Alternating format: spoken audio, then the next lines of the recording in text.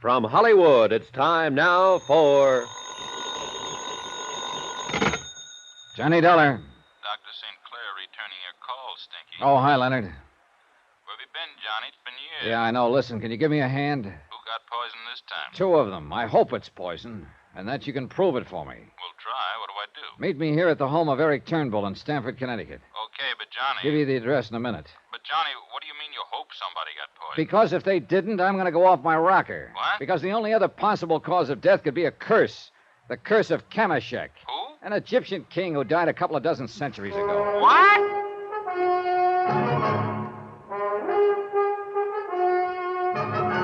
Tonight and every weekday night, Bob Bailey in the transcribed adventures of the man with the action-packed expense account, America's fabulous freelance insurance investigator. Yours truly, Johnny Dollar.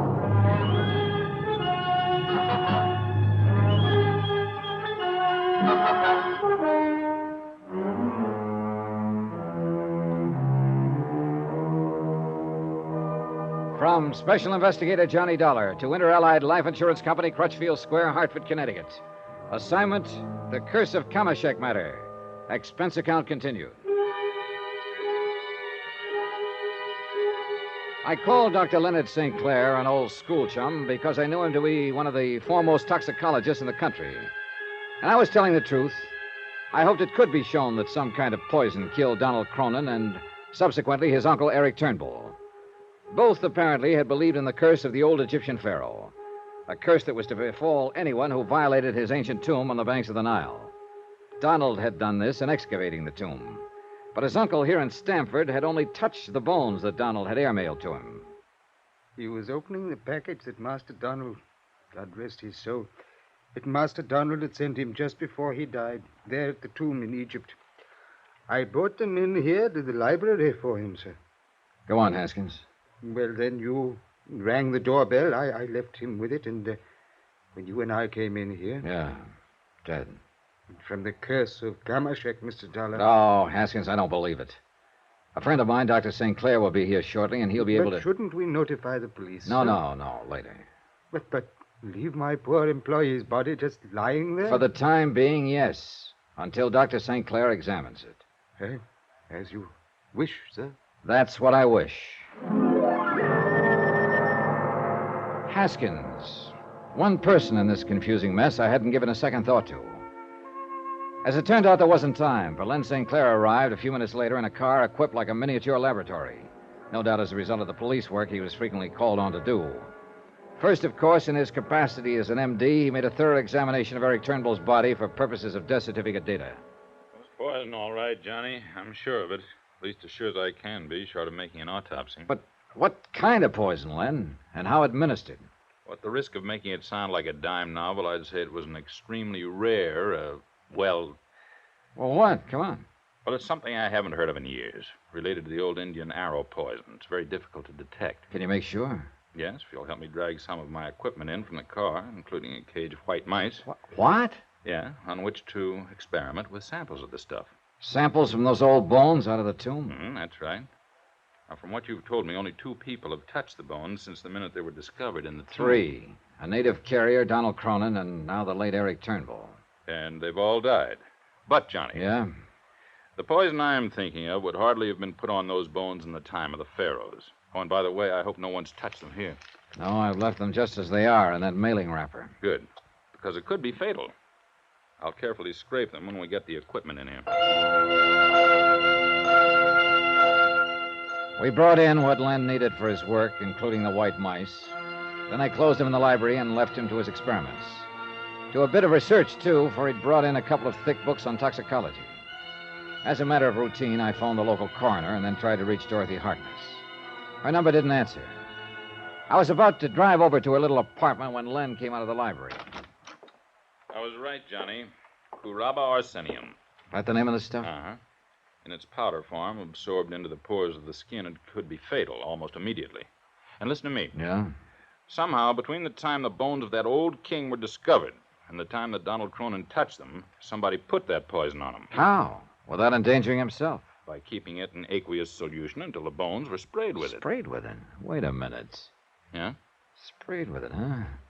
A doctor. An Englishman who was on the expedition told me that the bones had been sprayed with some kind of preservative, even before the native carrier touched them. You thinking what I'm thinking? Yeah, right. Instead of preservative, it was the poison. Well, who sprayed them? I've got a wild idea, Len. But if it's right, it'll sew up this whole case. I wonder who that is.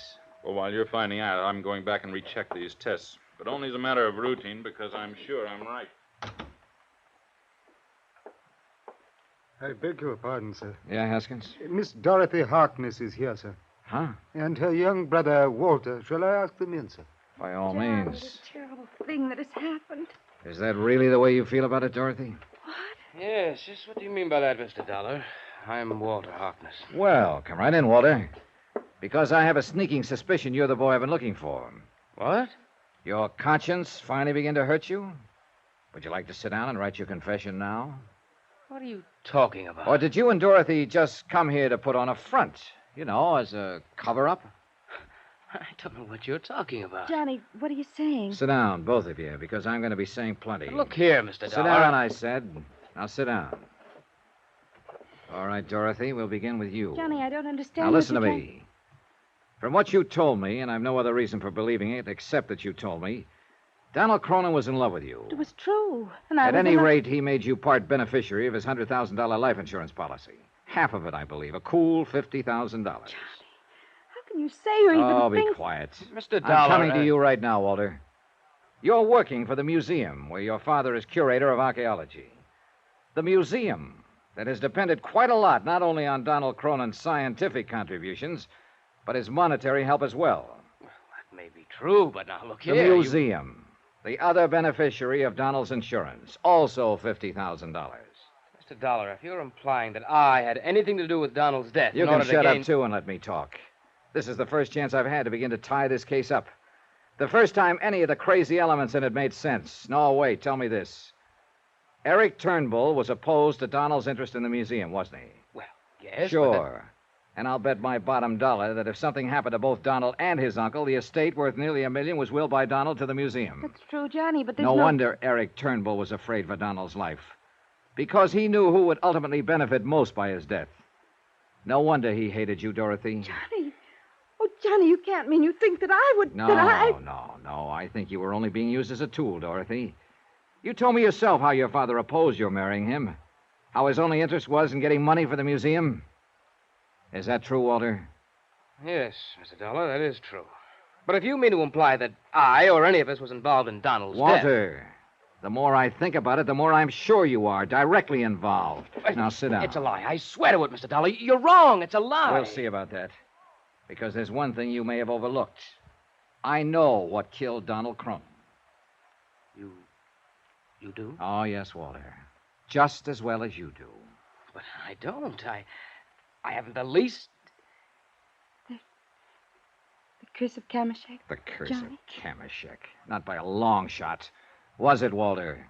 I told you I haven't the All right, slightest... then tell me this. Immediately the pile of bones was found in Kamashek's tomb before anyone touched them. I refused to touch them Will you listen to me? Before anybody touched them, somebody sprayed those bones with a so-called preservative. And I mean so-called. I don't know why you should. Oh?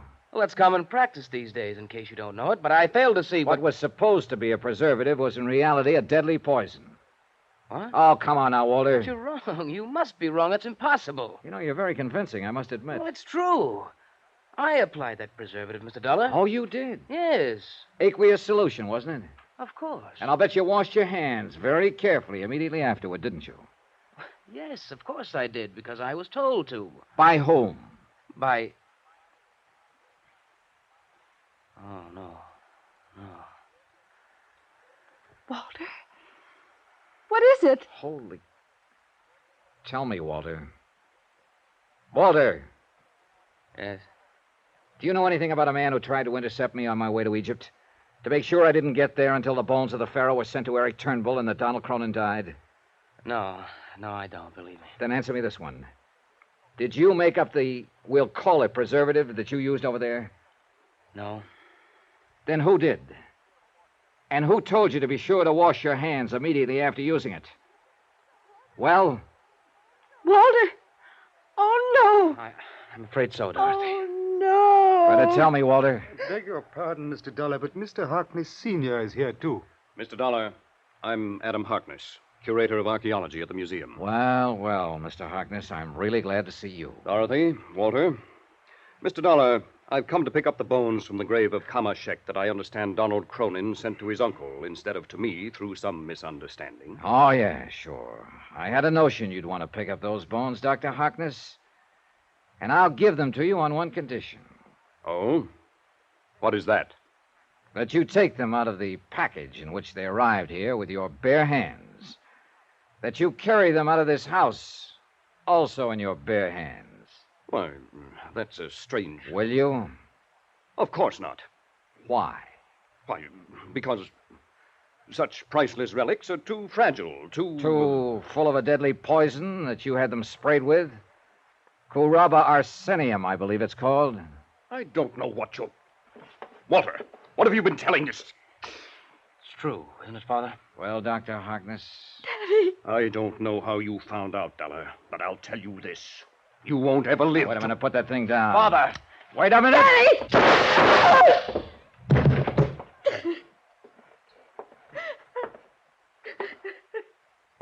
Johnny?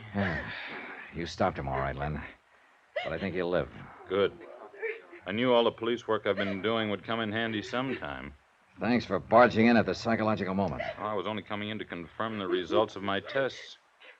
But I guess Dr. Harkness had already done it. Yeah.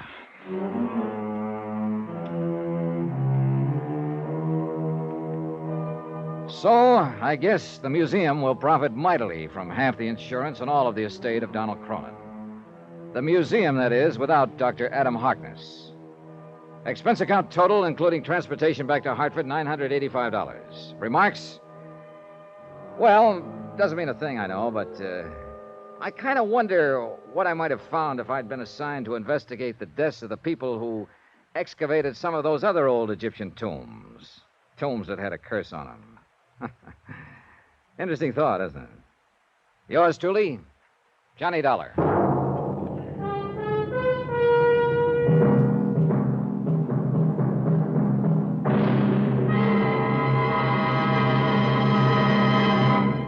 Now, here's our star to tell you about next week's story. Next week, a search for $80,000 that was never there, and a body that was never there. Yet both of them had to be found. Join us, won't you? Yours truly, Johnny Dollar.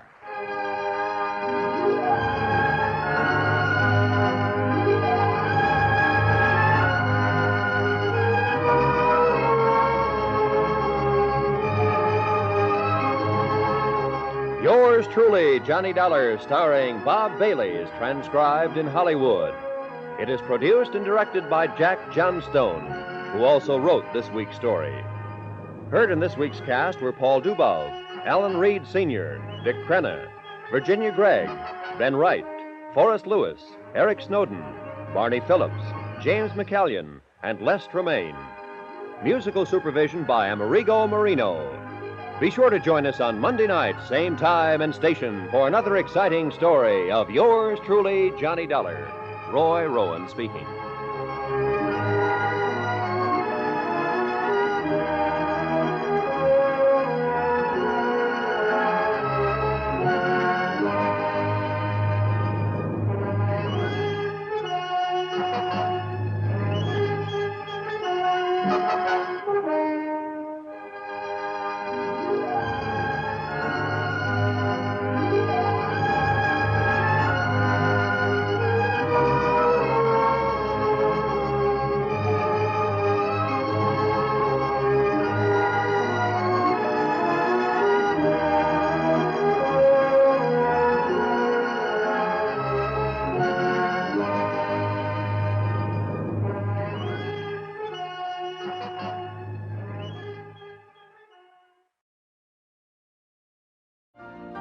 You've been listening to the OTR Gold Network.